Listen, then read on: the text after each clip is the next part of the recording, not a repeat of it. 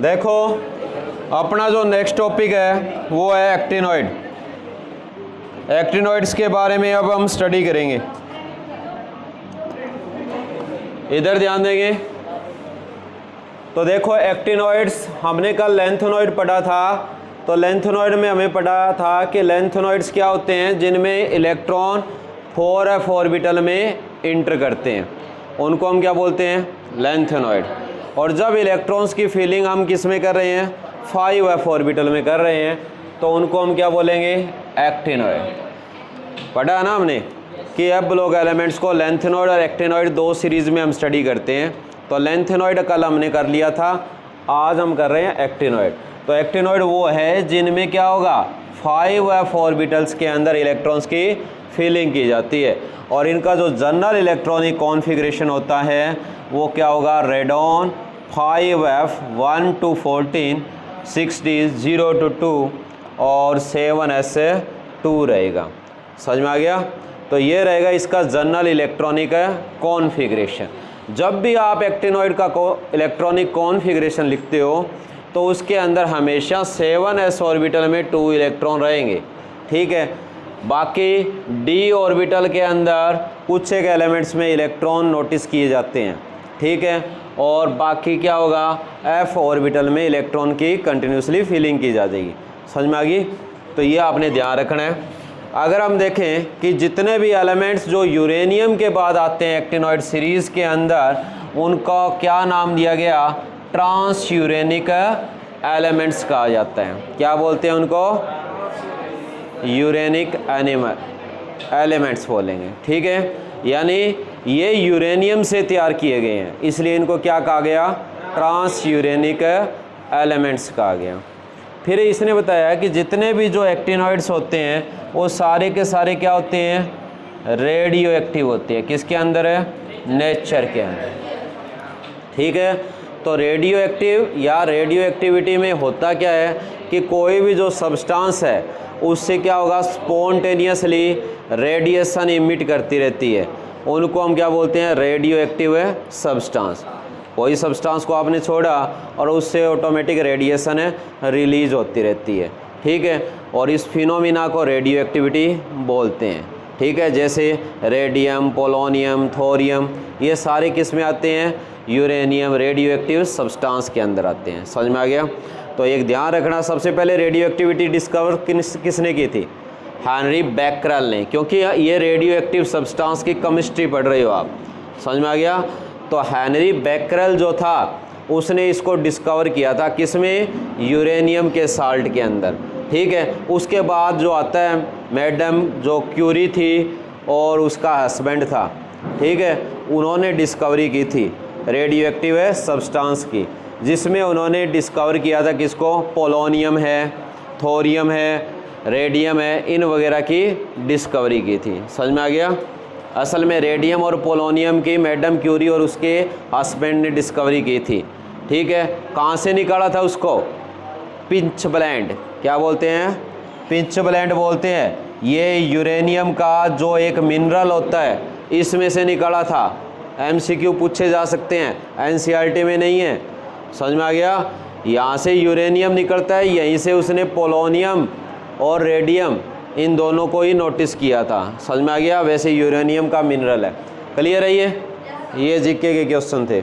इसके आगे देखो, हाईली रेडियो एक्टिव यही है रेडियम। रेडियम सबसे ज़्यादा रेडियो एक्टिव सब्सटेंस की कैटेगरी में आता है।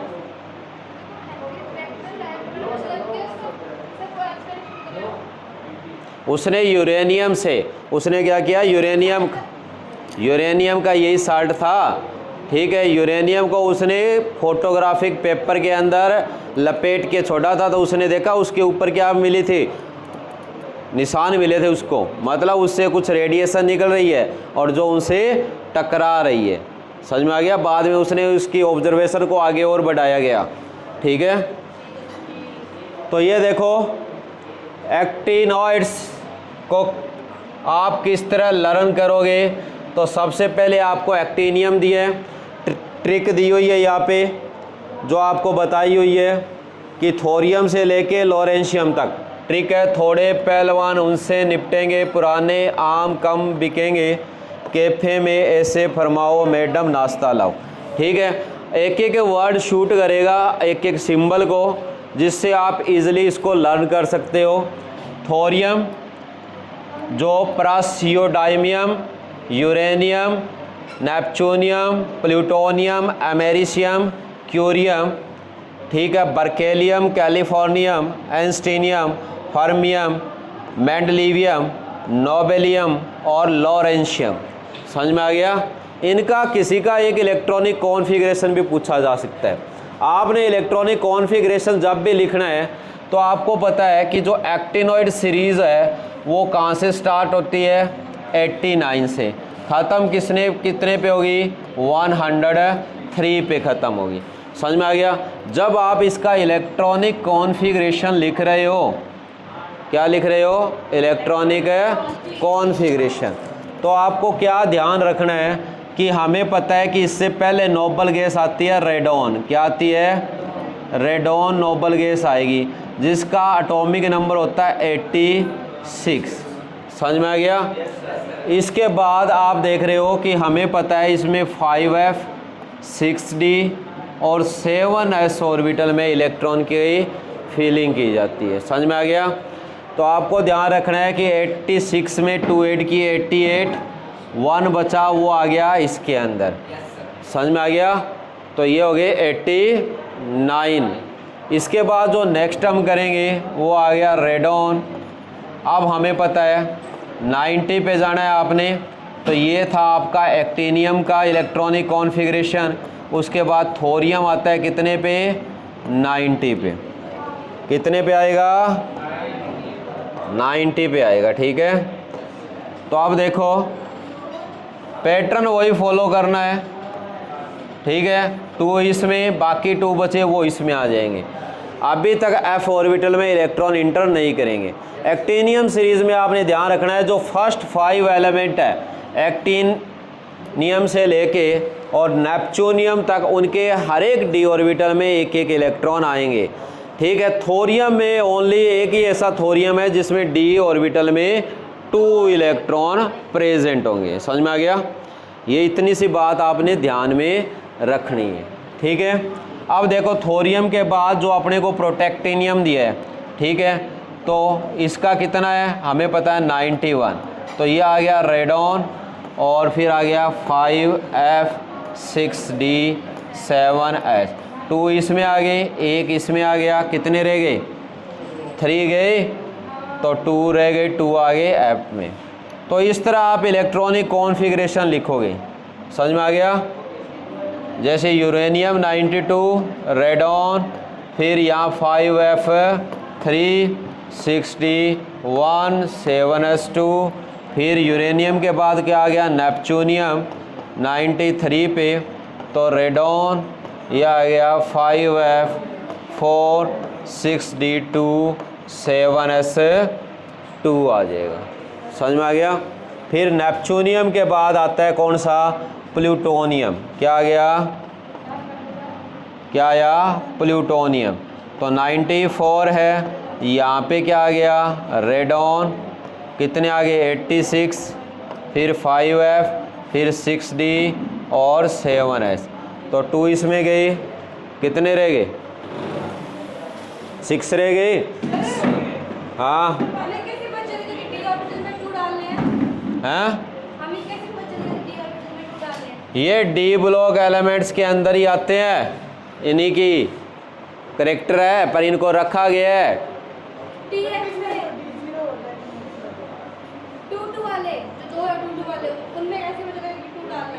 कौन से, ये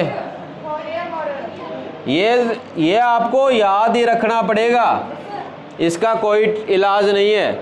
ठीक है, यहाँ एफ में इन दोनों के 0 होता है, ये ध्यान रखना है। इनको रखा गया है इनके साथ, क्यों, क्योंकि इनकी प्रॉपर्टी इनके सिमिलर है।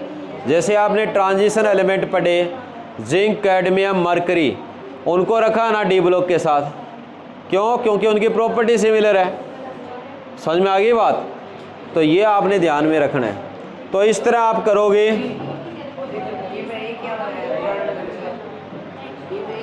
अच्छा इसमें क्या, ठीक है, ये रहेगा, उसमें डी में 1 ही आएगा। इसके आगे देखो, प्लूटोनियम के बाद अपने को क्या दिया हुआ है, अमेरिशियम दिया है, ठीक है। तो 95 के साथ है रेडॉन, और ये हो गया 5F7 6D7S2। बाकी आप खुद कर लेना, इस तरह f ऑर्बिटल में इलेक्ट्रॉन की फीलिंग होती जाए। अब देखो अमेरिशियम के बाद क्या आता है, क्यूरियम। तो इसके अंदर डी में 1 इलेक्ट्रॉन चला जाएगा, क्योंकि हाफ फिल इलेक्ट्रॉनिक कॉन्फ़िगरेशन। समझ में आ गई, ये आपने ध्यान रखना है।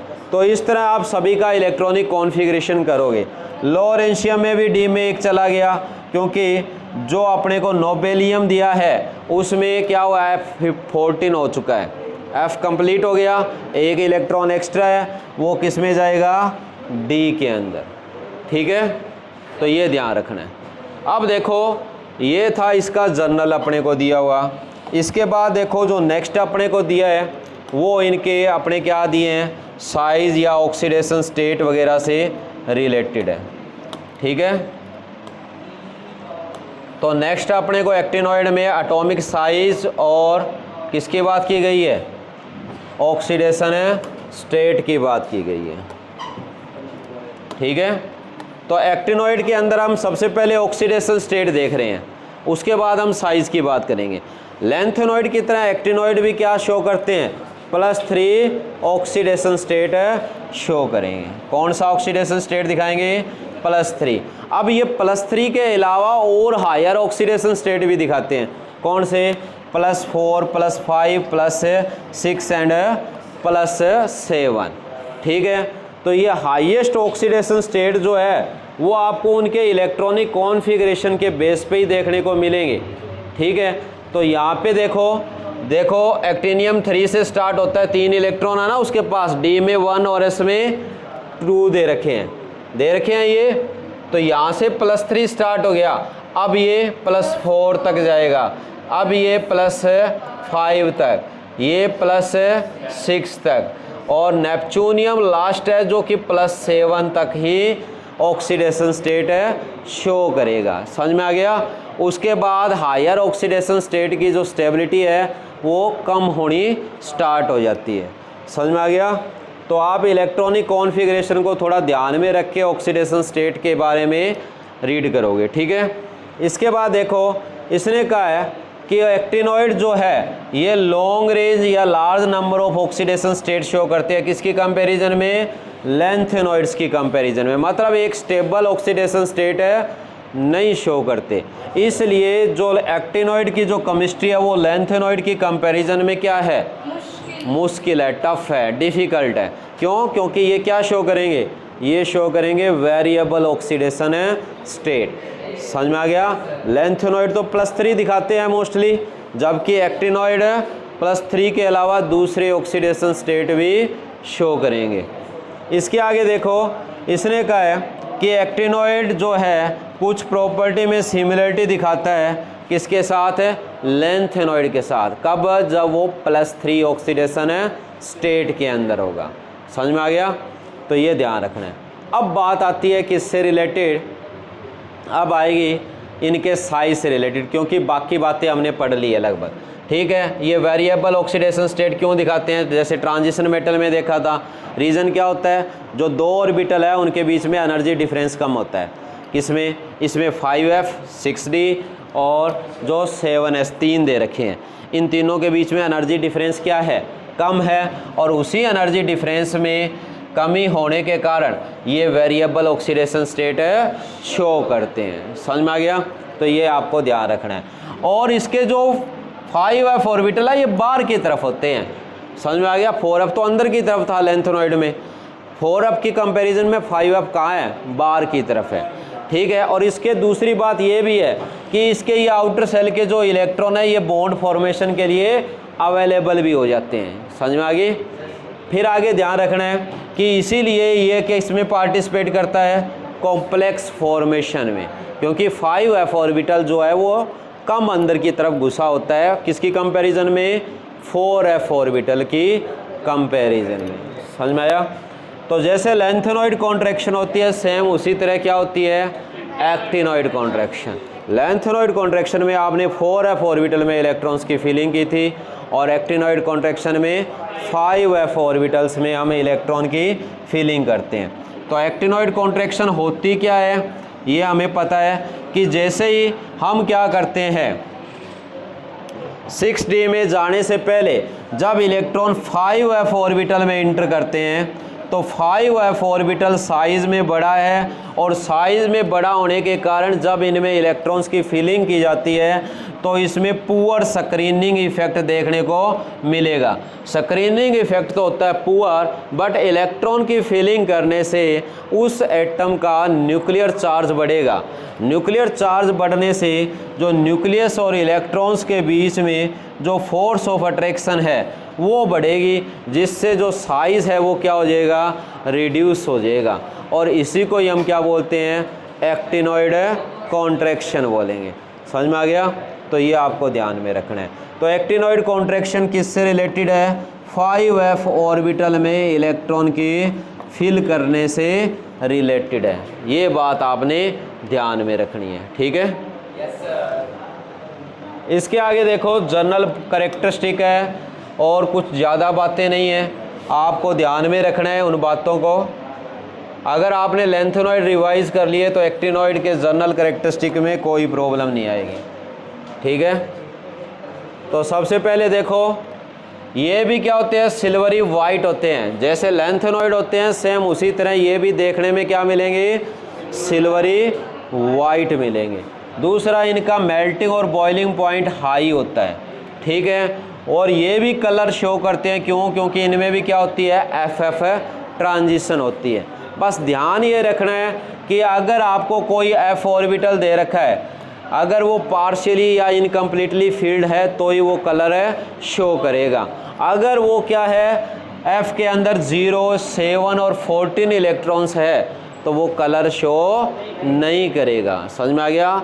F0, F7 एंड F14 वाले कलर नहीं दिखाएंगे। जितने भी एक्टिनॉइड्स के आयंस होते हैं वो लगभग कलर ही होते हैं, ठीक है। ये आपको ध्यान रखना है, ठीक है। इनकी आयनाइजेशन एनर्जी क्या होती है लो होती है, ठीक है। किसकी कंपैरिजन में लेंथेनॉइड्स की कंपैरिजन, ठीक है। ये हाईली इलेक्ट्रोपॉजिटिव होते हैं, ठीक है। फिर आगे इसने बताया ये स्ट्रॉन्गली पैरामैग्नेटिक होते हैं क्योंकि f ऑर्बिटल में अनपेयर्ड इलेक्ट्रॉन प्रेजेंट होते हैं, ठीक है। फिर ये स्ट्रॉन्ग रिड्यूसिंग एजेंट का काम करेंगे। लेंथेनॉइड से भी ज़्यादा स्ट्रॉन्ग रिड्यूसिंग एजेंट होते हैं क्योंकि लेंथेनॉइड की कंपैरिजन में इनकी आयनाइजेशन इंथैल्पी कम होती है, ठीक है। ये सारे के सारे रेडियो एक्टिव होते हैं नेचर में। और सबसे कम हाफ लाइफ किसकी होती है रेडियो एक्टिविटी में लॉरेंशियम। 1 मार्क्स का MCQ पूछा गया 3 मिनट की हाफ लाइफ के साथ है। लॉरेंशियम सबसे शॉर्ट हाफ लाइफ का सब्सटेंस है, ठीक है। ये आपको ध्यान रखना है, कुछ दिनों से लेके कुछ मिनट तक की हाफ लाइफ देखने को मिलेगी। उसके बाद आते हैं केमिकल बिहेवियर में। ये कह रहा है कि एक्टिनॉइड्स जो होते हैं वो फाइनली डिवाइडेड स्टेट के अंदर बहुत ज़्यादा रिएक्टिव होते हैं, ठीक है, जब वो पाउडर फॉर्म में होते हैं। यानी पाउडर तो बना ही नहीं सकते मेटल का, बट कहने का मतलब ये है कि ज़्यादा से ज़्यादा मतलब वो अपने शॉर्ट फॉर्म में होता है, ठीक है। ये बॉइलिंग वाटर के साथ रिएक्शन करके क्या देंगे ऑक्साइड, हाइड्रोक्साइड या हाइड्राइड के मिक्सचर देंगे। समझ में आ गया कि जैसे ही गर्म पानी में इनको डालेंगे तो ये ऑक्साइड और हाइड्राइड देंगे। फिर आगे दिया है ये HCl के साथ रिएक्शन कर सकते हैं, बट नाइट्रिक एसिड के साथ ये रिएक्शन नहीं करेंगे। क्योंकि नाइट्रिक एसिड एक स्ट्रॉन्ग ऑक्सीडाइजिंग एजेंट है और उसके कारण उस मेटल के ऊपर ऑक्साइड की लेयर बन जाती है, ठीक है। ये एल्कली और बेस के साथ रिएक्शन नहीं करते, एसिड में ओनली HCl के साथ ही रिएक्शन करेंगे, ठीक है। ये नॉन मेटल के साथ रिएक्शन करते हैं, ठीक है। समझ में आ गया। फिर दिए इनके यूज।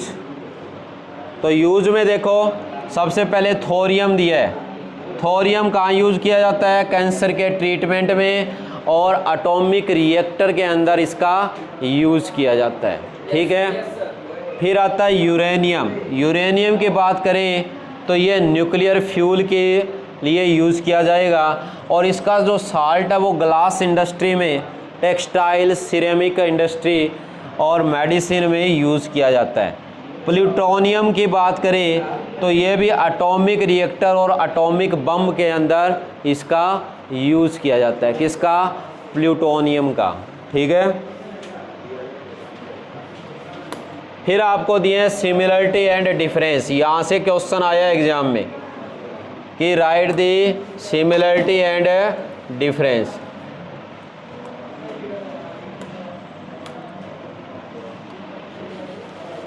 तो सिमिलरिटी दी अपने को किसमें?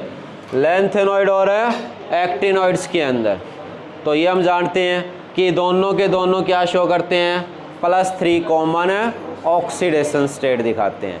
ठीक है, फिर दोनों ही क्या है? मैग्नेटिक प्रॉपर्टी शो करेंगे। दोनों के दोनों इलेक्ट्रो पॉजिटिव होते हैं, इसलिए ये किसका काम करेंगे? रिड्यूसिंग एजेंट का। ठीक है, और लैंथेनॉइड कॉन्ट्रैक्शन दिखाते हैं तो एक्टिनॉइड कॉन्ट्रैक्शन दिखाएंगे। ठीक है, इसके अलावा दोनों क्या शो करते हैं? कलर। क्यों? क्योंकि इनमें क्या होता है? FF ट्रांजिशन होता है। फिर बात आती है डिफरेंस की। 2 मार्क्स में आया हुआ क्वेश्चन है, इसलिए बता रहा हूँ। डिफरेंस क्या है कि लैंथेनॉइड्स में इलेक्ट्रॉन 4f ऑर्बिटल में, जबकि एक्टिनॉइड में 5f ऑर्बिटल में इलेक्ट्रॉन फिल किए जाते हैं। ज़्यादातर जो आयंस होते हैं लैंथेनॉइड्स के वो क्या होते हैं? कलरलेस होते हैं। ठीक है, जबकि एक्टिनॉइड्स की अगर हम बात करें तो क्या होते हैं? कलर होते हैं। ठीक है, जो भी आयंस मिलेंगे। फिर हमें पता है कि लैंथेनॉइड +2 एंड +4 ऑक्सीडेशन स्टेट भी दिखाते हैं। किसके अलावा? +3 के अलावा। जबकि एक्टिनॉइड की बात करें तो ये +3 तो दिखाएंगे, साथ में +4, +5, +6, +7 भी दिखाएंगे। अगर हम बात करें लैंथेनॉइड क्या होते हैं? नॉन रेडियो एक्टिव होते हैं। किसको छोड़ के? प्रोमेथियम को। जबकि एक्टिनॉइड सारे के सारे क्या होते हैं? रेडियो एक्टिव नेचर के होते हैं। ठीक है, और ये लेस बेसिक होते हैं लैंथेनॉइड, जबकि एक्टिनॉइड है मोर बेसिक होते हैं। समझ में आया? फिर लैंथेनॉइड जो होते हैं ये ऑक्सोकैटायन नहीं बनाते, जबकि ये ऑक्सोकैटायन बनाएंगे। UO2 positive, plutonium cation, uranium है ऑक्सोकैटायन। ये अपने को दे रखे हैं। ठीक है, इनकी कॉम्प्लेक्स फॉर्मेशन की टेंडेंसी कम होती है लैंथेनॉइड्स की, जबकि एक्टिनॉइड जो है इनकी कॉम्प्लेक्स फॉर्मेशन की टेंडेंसी बहुत ज़्यादा हाई मिलेगी। फिर हमें दिया है इनकी जो मैग्नेटिक प्रॉपर्टी है लैंथेनॉइड की वो इजीली एक्सप्लेन की जा सकती है, जबकि एक्टिनॉइड की इजीली एक्सप्लेन नहीं की जा सकती। ठीक है, तो ये हो गया अपना क्या? एक्टिनॉइड। ठीक है, अच्छी तरह इसको लर्न करना। ठीक है।